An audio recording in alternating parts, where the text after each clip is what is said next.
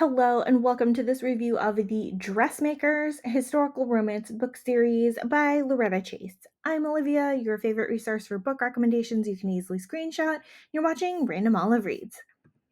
Silk is for Seduction is book one of the series. Marceline is the oldest sister and ambitious dress designer who wants to catch a future duchess as a client.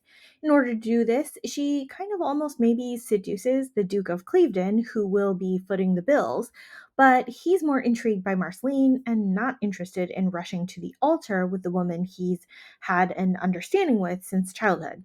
As much as Marceline tries to resist Clevedon's advances and prioritize the interests of her business, she keeps slipping up and ending up in his arms. It's rough going when she realizes that she's in love with this guy while also becoming friendly with his almost fiance. I enjoyed seeing both of their struggles between propriety, duty, and their actual feelings for each other. Scandal Wears Satin is book two of the series. Lots of bickering, flirting, and a road trip in this book. Sophie is a dressmaker and secret newspaper informant, often in disguise as a maid at various social events.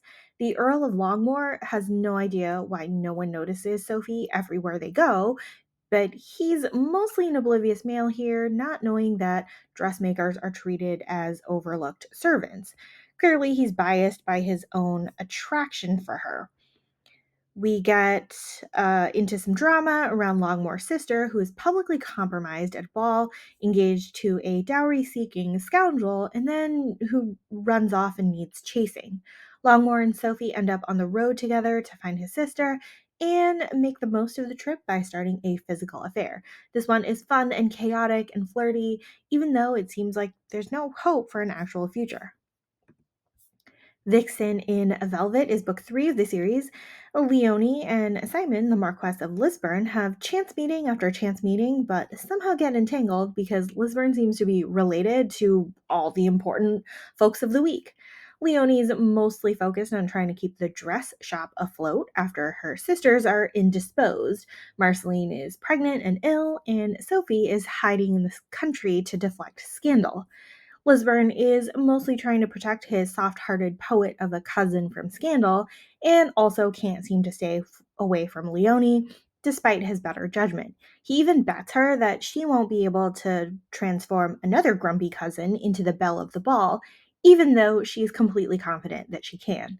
It was fun seeing these two scheme together, flirt, banter, and Lisburn completely and totally support Leonie's business efforts.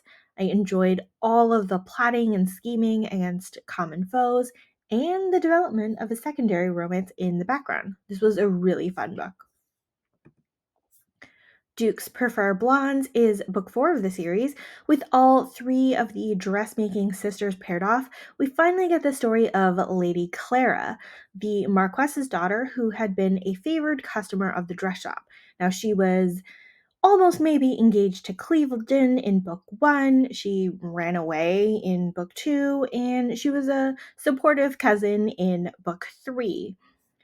Now she's paired up with a grumpy barrister, Oliver, known as Raven to everyone else.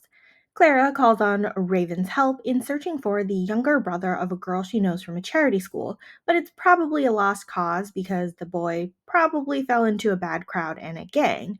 But Raven is stupidly smitten with Clara and loses all sense of logic and decides to help her. We get to see them team up to solve the mystery while also getting closer together along the way. There's a lot of hesitance on Raven's part since he sees himself as a lowly barrister, undeserving of Clara's attentions. She was almost engaged to a duke, after all. But she's stubborn and she goes after what she wants. There's also some looming drama with Raven being third in line for a dukedom, and also separately, he's the target of a thug assassin because he's just too good at his job of sending criminals to jail. We have a lot of external drama, but the romance here is low angst.